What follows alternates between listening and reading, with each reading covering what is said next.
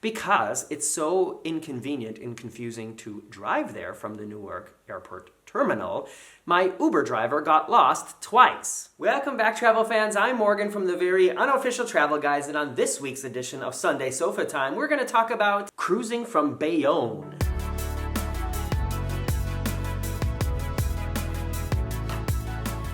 It is Sunday, October 27th, almost Halloween. Have you carved your pumpkin yet? Have you bought the candy for the kids? Do you do any of that? I do, I love it, and I can't wait. A couple weeks ago, for Sunday Sofa Time, I did a video talking about different kinds of cruise cabins, and in that video, I just mentioned really shortly that when I cruised out of the Anthem, when I cruised on the Anthem of the Seas to Bermuda, that it cruised from Bayonne, New Jersey, and that wasn't a highlight of the trip. And a guy named wrote the following comment. Morgan, the city of Hamburg is no better than Bayonne, New Jersey. Let me just interject there. Totally disagree. If it's not up to your standards, stay home in Germany as an expatriate of the United States. This is the first time you get a thumbs down from me to show my personal displeasure. So I am assuming you're from Bayonne. Have you ever been to Hamburg, Germany? Anyways, I don't want to talk about that. What I wanted to use this comment as, the opportunity is just to tell you a little bit about if you're cruising out of Bayonne, what the experience is going to be like. Getting there, getting back, how much things cost, how long it takes, and what are the options. And I think after listening to all this, then most of you will understand why I if I'm cruising from someplace in the New York area, Bayonne would probably be the last place I would pick. But to be completely honest, we all know any kind of cruise is better than no kind of cruise, even if it leaves from Bayonne. All right, so here is the thing. Here is like one of the major factors when you're considering cruising from Bayonne is most likely you will or will want to, and you definitely should, spend some time before or after your cruise in New York, which is what I did as well. And I made a few videos about that too, and this is now also becoming one of them. It seems silly to me to fly all the way to New York and then not spend time in Manhattan going to see some musicals, going to see some plays, going to some restaurants, looking at the landmarks. It's like, you have to do it. And that is part of what makes Bayonne for me inconvenient. It's not easy to get to and not cheap to get to from Manhattan. I mean, of course, it's cheaper than, if you're already in Manhattan, it's cheaper than if you're going to Miami. That's obvious. But I'm saying, like, comparing it to so many other major city cruise ports, like Barcelona, like Hamburg, like Miami, like Galveston, like New Orleans. I could name so many. And like I said, I'm not talking about the city of Bayonne. I don't know anything about the city of Bayonne. I'm talking about the cruise port in Bayonne. So let me tell you about how I flew to New York, how I got into the city, and then how I got from the city to the cruise port, and then how I got from the cruise port back to the city, and then how I got from the city back to the airport. I try to travel on a budget. As I've mentioned in other videos, I pay for everything myself. I very rarely get sponsored or get things completely for free. Sometimes I get offered upgrades and stuff like that, but I try to keep the budget low. So I compared a lot of options on how to get from JFK into the city. Okay, so that is an important thing to note. The cheapest flight that I could find was into the JFK airport, and JFK is in New York and not in New Jersey. Of course, there is the Newark airport, which is in New Jersey, which is quite close to the cruise port, but we'll get to that in a second. So ideally, if you're cruising from Bayonne, you want to try to fly into Newark, but that's only going to be convenient for the beginning or the end of your cruise if you want to spend time in New York City. All right, so I found the cheapest airfare to JFK, which is probably one of the biggest airports in that whole area. And to get to the city from JFK, into Manhattan is what I'm talking about, there's a lot of options, and I decided to take the railroad. You can take a taxi or an Uber. These are the prices, and I decided that that was just a little bit too much for me, so I took the railroad. Now, of course, a more inexpensive option is to take the subway, which costs much less than this. However, it takes a lot longer. I took the railroad, and the station is called Jamaica, which I think is kind of funny. It's like, oh, am I in New York or am I in Jamaica? And I took that train directly to Penn Station, which is on 34th Street, and from 34th Street, with my suitcase, I walked up to Times Square, where I was staying at the Yotel Hotel on 42nd Street. So for me, that will probably be the way that I mean, I don't have any trips to New York now, and it's not like I go there all the time, but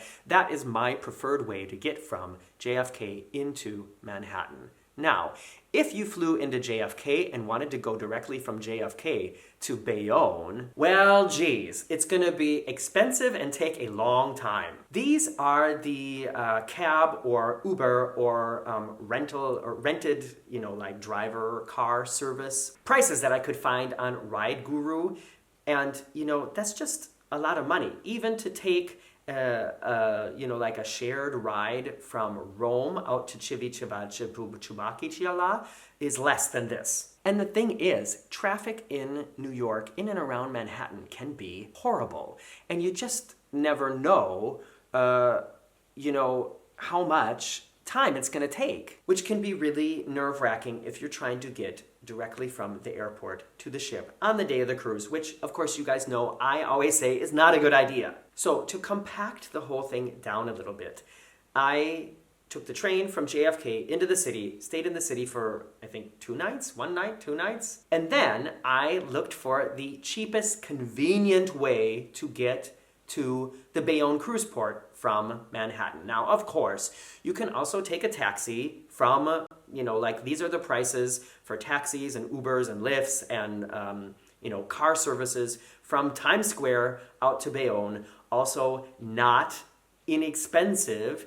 And, as far as traffic goes, like I said, you could get stuck in one of these crazy Manhattan traffic jams and end up, it could end up taking you like 2.5 hours to get out there. I grabbed my suitcase and walked back down to Penn Station, and what I did is I took the train from Penn Station. Penn Station, by the way, is like in the basement of the famous Madison Square Garden. Did you guys know that? So it's like train station, subway station, Madison Square Garden. It's a big station. They have like a food court in there, and then there's the different like ticket stations for the different kind of trains that you want to take.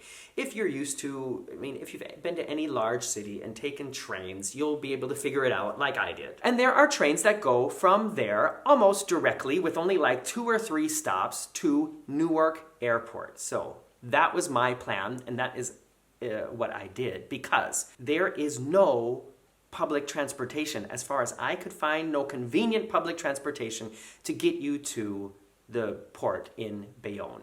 Eventually, at some part of the stretch, you are going to have to pay for some kind of vehicle to bring you to the ship. And like I said, there are so many other cities where that's not necessary, where you can take convenient, inexpensive public transportation to the ship. And if you're cruising out of the Manhattan cruise port or the Brooklyn cruise port, it's super easy. And if you're staying in like some kind of like Central Park area hotel in Manhattan, you can walk to the cruise port as well. So Manhattan cruise port, definitely way more convenient than Bayonne. All right, sorry, back to how I got then from Manhattan to the cruise port in Bayonne. I took the train from Penn Station to Newark Airport, and then from Newark Airport, the Newark Airport train station, you have to take then like a monorail from the train station to get into the airport terminal, so that added more time.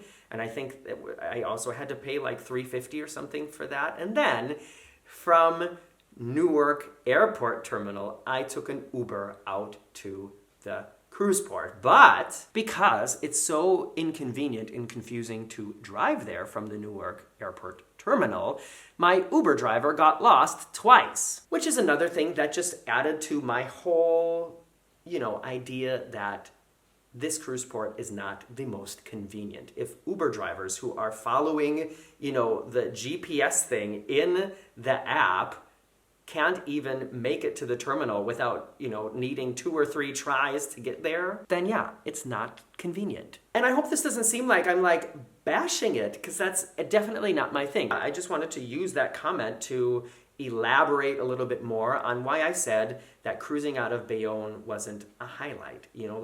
Cruising out of Miami, that is a highlight, because a taxi from the airport to the cruise port or from Miami Beach there is not a whole lot of money, and you drive along this, coastal waterway and you see all the ships while you're going past, and then you turn the corner and they get bigger and bigger and bigger, and then when you're leaving, you sail past, first of all these millionaires' villas down on the islands, and then past Fisher Island where, Oprah lives or lived, and then you see Miami Beach and all the fancy hotels and the high-rise condos and stuff like that disappear behind you.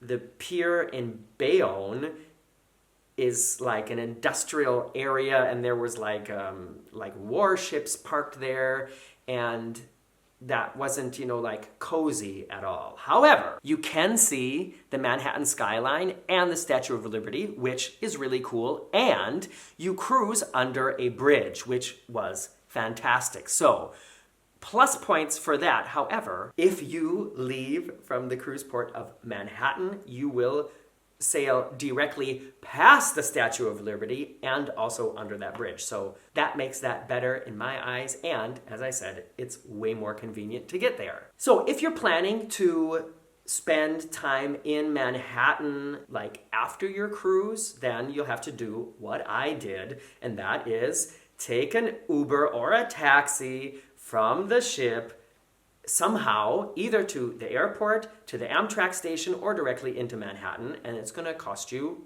money, again, a lot of money. Or you can take the cruise lines will also offer some kind of shuttle service, which when I looked into it cost almost as much as just getting an Uber myself, and that's why I decided to do it the other way around. So just to break it all down again, or sum it all up again, if you're flying into JFK and cruising out of Bayonne, then chances are, like everybody else, you're going to spend some time in Manhattan before or after the cruise. You really should do it. Somehow you're going to need to get from JFK into the city, and then from the city way over to the cruise port in Bayonne. If you're flying into Newark Airport, then it's going to be much easier for you to get to the cruise port.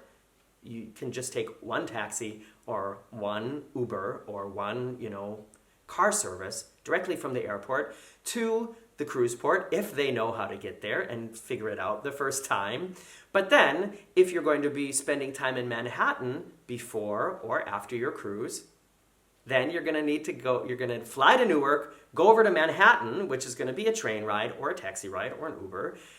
Then when the cruise comes, then you need to get from Manhattan back way over into New Jersey to the cruise port. And it's just not as convenient as many other places, but it is possible. And as I said, and we'll say again, it's still better than not cruising at all. And now comes the time on Sunday Sofatime where I comment on your comments live on air.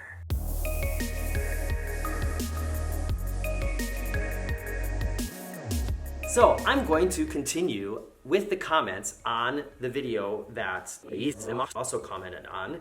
That video is called 4 Cool Cruise Ship Cabins and 1 Awful One. And the first one is very fitting. It's from Avery, the Cuban American. Avery writes, I used to live in Jersey City, which is next to Bayonne, and even though it felt nice to have a cruise port near me, it was also out of the way, all the way at the end of a long road.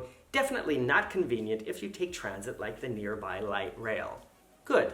I'm glad somebody else agreed with me and understood what I was trying to say with my comment about the cruise port. Oh, and the next one is very similar. It's from Scallywig Beowulf.